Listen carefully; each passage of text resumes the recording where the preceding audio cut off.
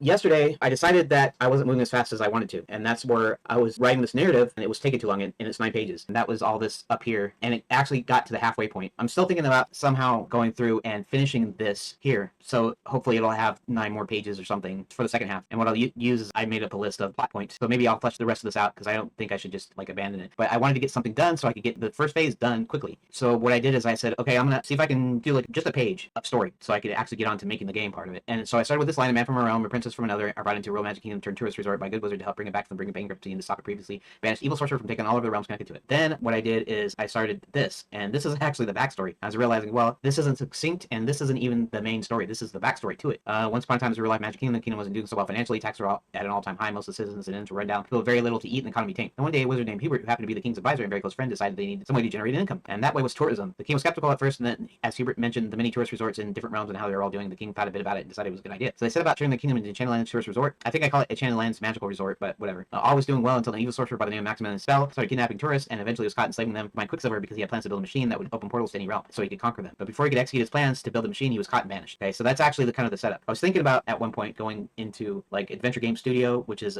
basically to make Sierra online style adventure games using old interfaces like the old SEI. I'm not sure if there's an AGI style interface or LucasArts or whatever to basically make old DOS adventure games. And eventually it was ported to Windows and it's got kind of a sizable community. So I was going to do a prequel, and that would be this, what happened the first time. I would do it in AGS, and then when it came to my big one, I'd have some original stuff to do it. But that never really came to fruition. So I actually stopped because of a certain thing. I was coding an interface and it wasn't working like I wanted. Kind of put it on hold for a while. Anyways, then I realized this wasn't the story, so I needed to redo it. Okay, and then I started this one. Real life magic kingdom turned to resort following hard times. Majority of the shops and taverns closed down, most hotels closed except for two. Dragons taking to terrorizing small villages. Tourists seem to be disappearing. Hubert, the king's closest friend and combat advisor, decided to bring in a person from our realm to help him figure out what's going on. There are rumors of a previously banished madman in his return. He brings in a person from our realm, what they call Cerulio. His name is John. John steps through the portal by possessing a ticket that's embedded with Quicksilver, a magical mineral that runs on Enchanted Lands. On the other side of the portal, he's in what appears to be a train car when a small fat little man kidnaps a beautiful young woman. Hubert and John decide they need to find the princess as she was important enough to kidnap. Hubert sends him over to the night school and Princess Bride to determine what's going on, where he learns that the princess, and there I stopped and I realized this is still taking too long. Should be just a few lines here. I'm going into too much detail, I was thinking. So then I decided to just go to the facts, and so I wrote this. This is what became the other thing that I just showed you,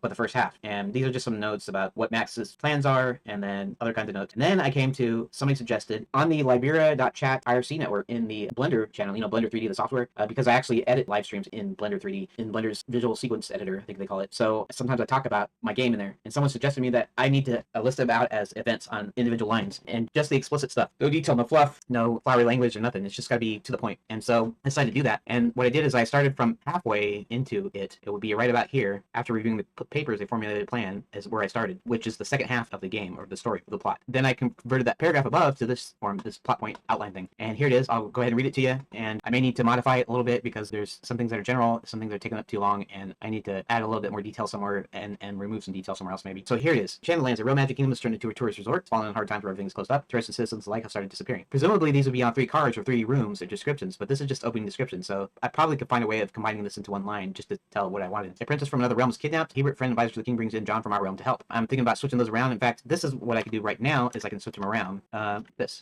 So that way, Hubert, friend advisor to the king, brings in John from our realm to help. Then it says a princess from another realm is kidnapped. Hubert sends John over to night school and Princess Prep. John learns that a princess was set to speak at the school but hasn't shown up. Princess Prep is already closed. Night School started training with real weapons. Dragons are terrorizing small villages. Inside Princess Prep, John learns the princess was to go to the Grand Enchanted Landing Hotel. Hubert himself sneaks into Wizard U. He finds wizard professors have been trapped in their own Hall of Fame paintings. One painting is missing, which Hubert realizes was Maximilian Spell's own painting. And I don't know how to say it in one line. Painting is missing. Maximilian Spell was the guy that was banished before, that tried to do this before. I don't know if I should put that in here somehow. Hubert realizes he must have somehow gotten back into the lands. He checks out Fairy God College. Hubert talks to a teacher he knows who informs him Violet Moonshadow is also back. Violet's first all the would-be fairy godmothers should train evil witches, and Violet is actually Max's right-hand woman, you might say. John and Hubert rendezvous at Scarborough Fried Chicken. They decide they need to find the princess, and their first lead is the hotel. Hubert calls his old friend the Count, turn into a bat to turn into a bat and spy out old friend the Count to turn into a bat and spy out any trace of the princess. The princess manages to escape her ropes with the help of some mice. She then tries to escape by getting into the dumbwaiter, which she's forced upstairs. She stumbles upon a room with some maps and things which she grabs, but is recaptured. The Count comes back and tells John and Hubert what he found. Hubert and John go and rescue her, where she shows him the papers. After reviewing the papers, they formulate a plan. Hubert sends Roland and John into the mines. Hubert then finds the dwarf's secret magic focusing disc. Hubert uses magic to get to Castle in the Clouds. Now, The idea of the Dwarves Secret Magic Focusing Disc is because I wanted Hubert to use magic to get to the castle. The only way to get to the castle is either through some magical method or by using the flying trains. And the Magical Focusing Disc was just a thing that I decided he would use it to augment his magic. He has only half of his magic, and so it might only send him halfway up there, but he does it anyways, hoping that the Magic Focusing Disc will actually help him cover the remaining that he needed to get there. He would use magic to get to the castle in the clouds. Roland and John go into the dwarf mines, and I know I didn't introduce Roland there, the oversized dwarf, but he's going to be introduced into the game somehow, so I might have to rewrite this to reflect that. Roland finds a secret door and gains entrance into the Gnome Kingdom. Max finishes the Omni Gate and is ready to test it. If you don't know what the Omni Gate is because I didn't put it in this list, which I probably should have, but the Omni Gate is the machine that he's building to open the portals to all the different lands. Hubert tracks down Violet and confronts her, and if you don't know the story of that, Violet stole half of his magic, and so now he's getting it back. And so somehow I probably need to put that in this list. Probably need to modify this list quite a bit, just so I cover all my bases here and all the characters in here. Roland and John locate the office in the mines. Roland and John then spot the dwarves fighting gagged on the floor. Sneaking in, Roland easily snaps the bombs, pulling him, because Roland's a really big guy. He's actually a child, but he's the son of a giant father and a dwarf mother, and so he's about the size of a tall man. He's about 6 foot, but he's like 8 years old, 8 to 10 years old, somewhere in there. Roland and John are captured by the gnomes. Hubert casts a spell that causes his magic to return to him. The guards, alerted to Hubert's presence, chase him to the train station. The gnomes promptly put John, Roland, and the rest to work. Back in the mines, John signals the doors to overpower the guards. There's an explosion that seems to come from one of the mine walls. When the smoke clears, a train appears to have crashed into the mine. Hubert pops out.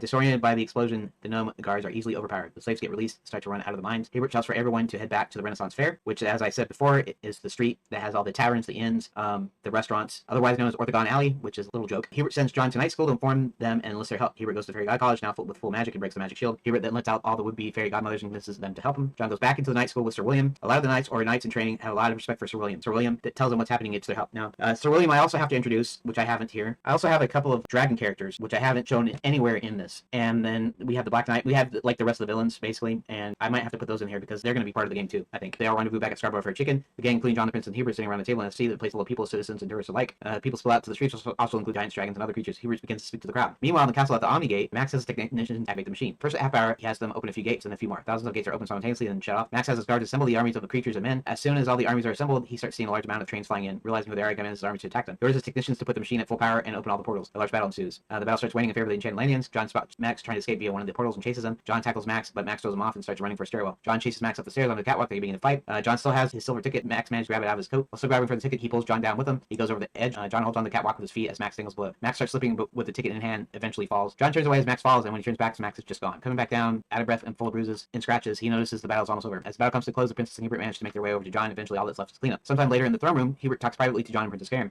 Hubert states that John is probably going to become king. Hubert mentions the king is still missing. He also mentions that Max is still alive somewhere. John mentions that he wants to have a date with Princess Karen. Hubert finally sets it up and gives it some magical touches.